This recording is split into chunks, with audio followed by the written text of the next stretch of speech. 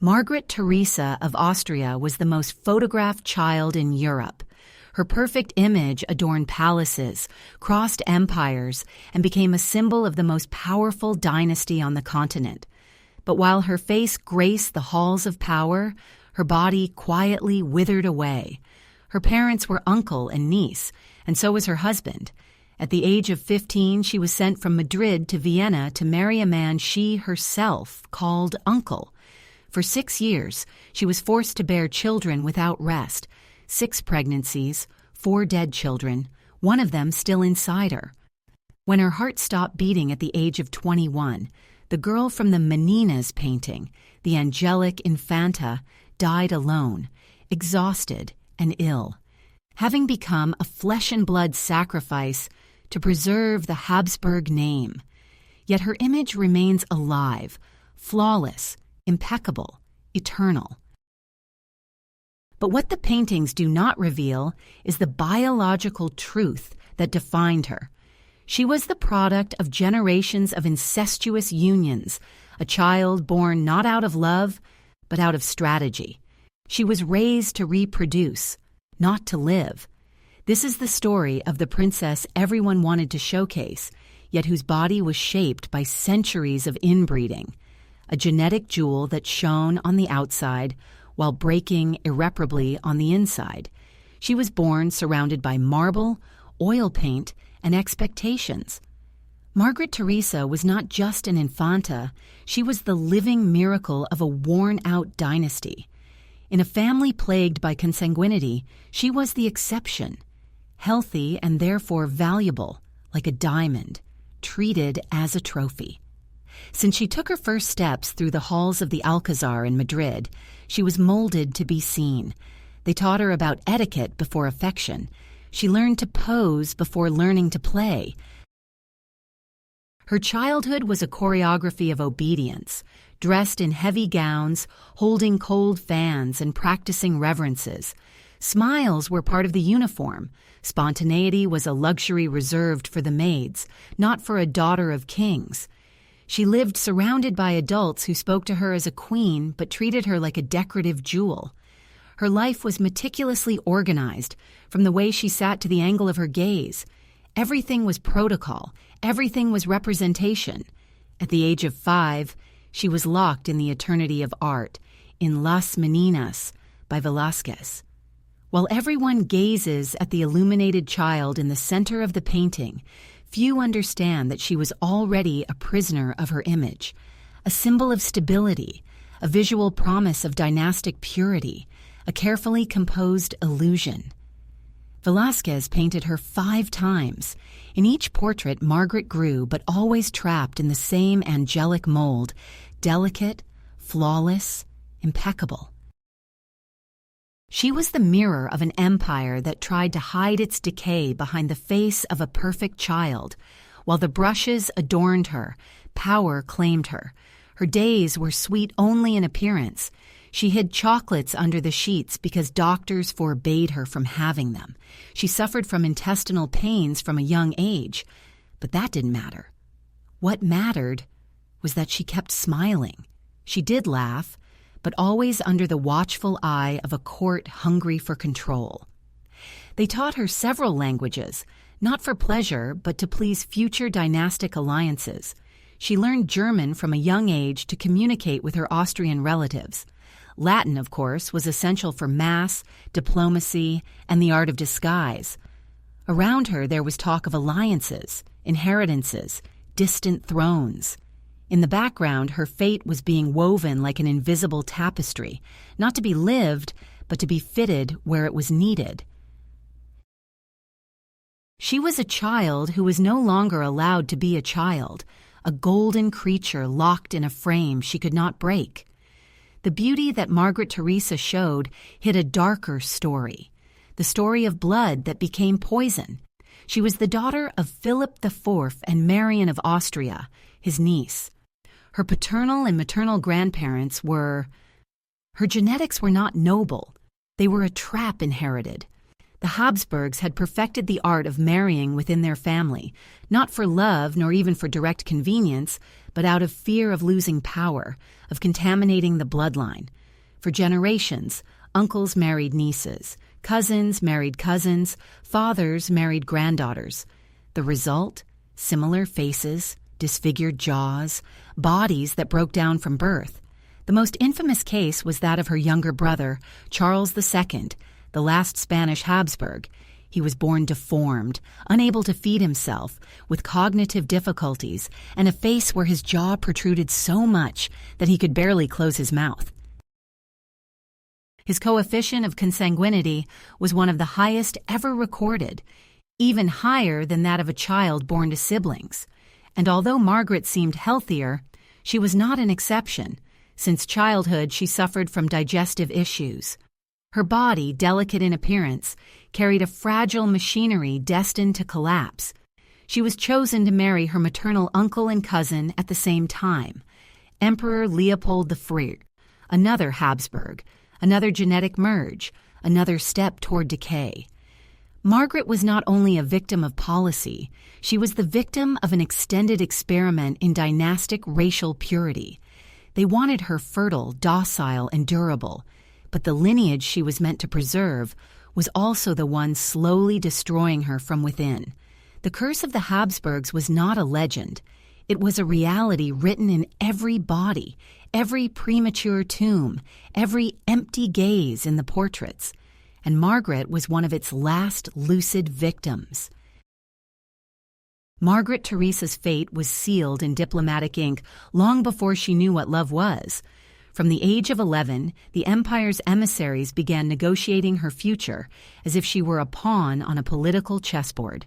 The name of her fiancé was not unknown, Leopold I, or Emperor of the Holy Roman Empire, and her maternal uncle. In 1666, when she was barely 14 years old, she was forced to leave Spain.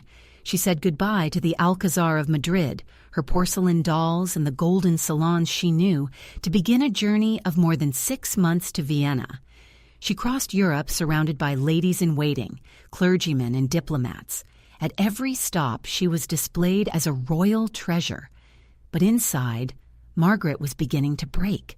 The journey was slow, cold, and plagued with minor illnesses. Some letters speak of vomiting, nausea, and constant weakness.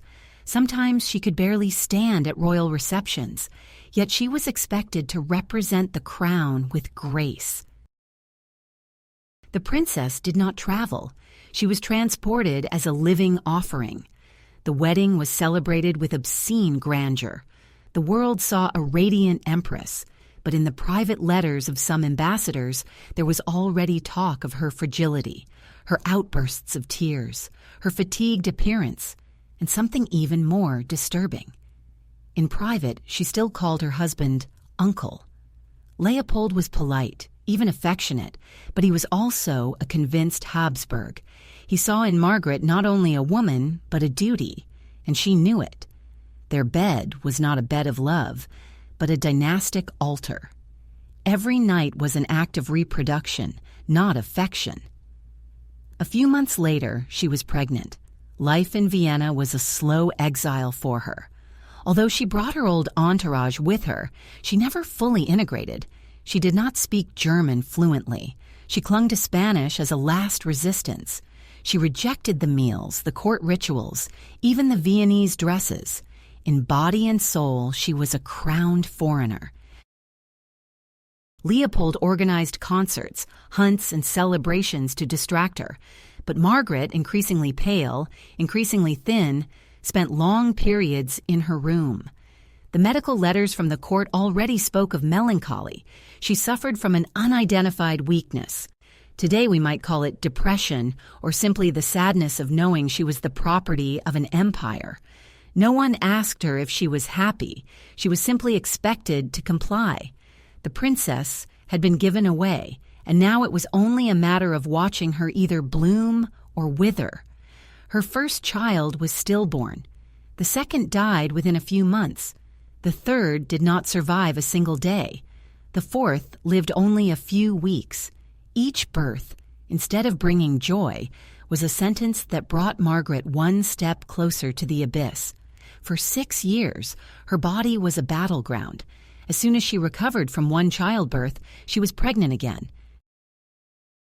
The walls of her palace in Vienna bore witness to her muffled screams, the nightly cries, the empty cradles. Her blood stained more sheets than crowns. Yet she was still expected to smile before the court. The only daughter who survived was Maria Antonia, but even that glimmer of hope was not enough to heal the toll. Every new pregnancy was a burden on an increasingly fragile, exhausted, and defeated body.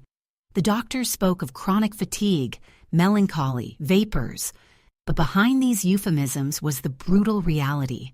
Margaret was slowly dying from within. Her skin lost color, her eyes dulled, and she no longer attended official events. She spent entire days in bed, racked with pain, fever, and a silence that grew heavier with time. Her labor was long, painful, and always overseen by doctors and clergy. Margaret's body was no longer her own. It was the property of the empire. It was touched, examined, and used with clinical coldness. Some reports from Austrian ambassadors described her condition as grave and unstable, but public details were withheld.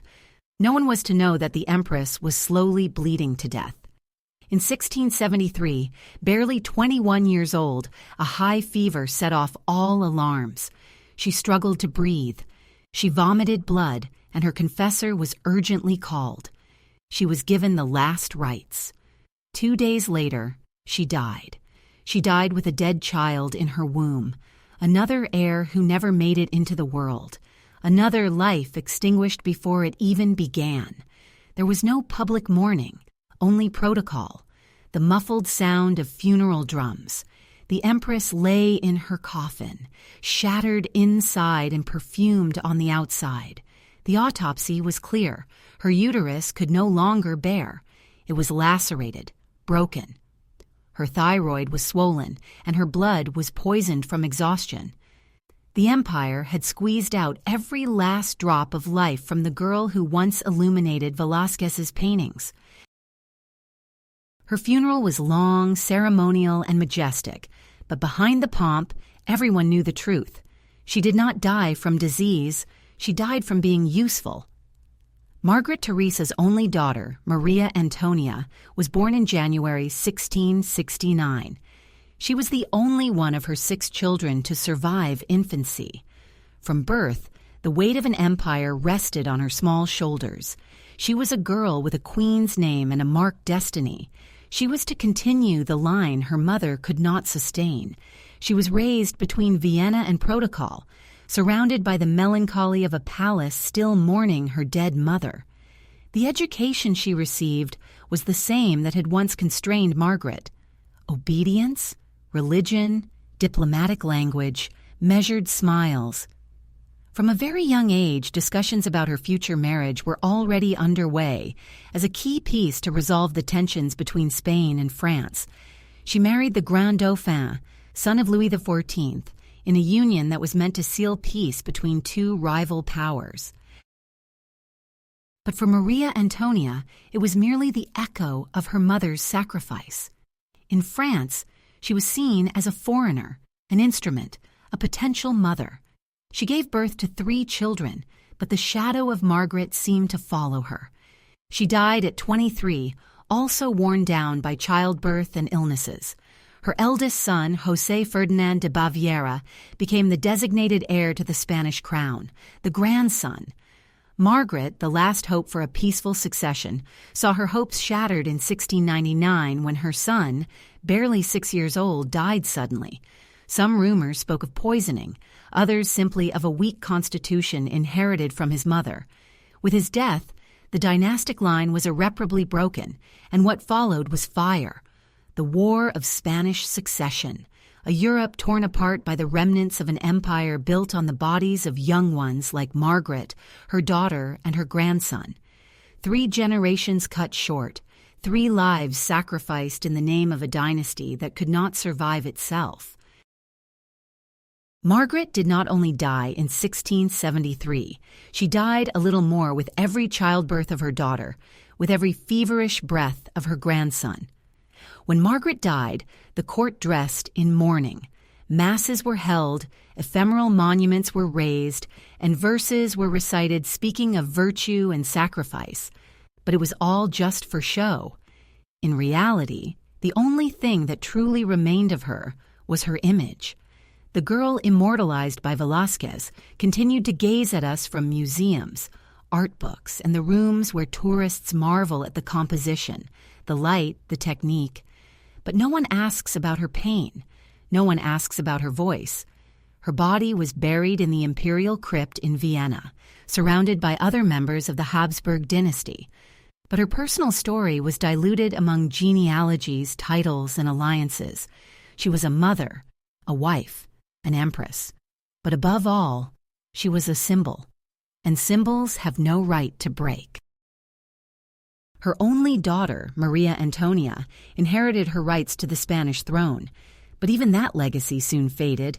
After a series of deaths and disputes, the War of Spanish Succession broke out, a war that set Europe ablaze for over a decade, a war that, in part, was triggered because Margaret died too soon.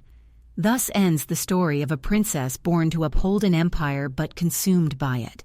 While her image lives on, her story agonizes. But today, we are finally listening to it.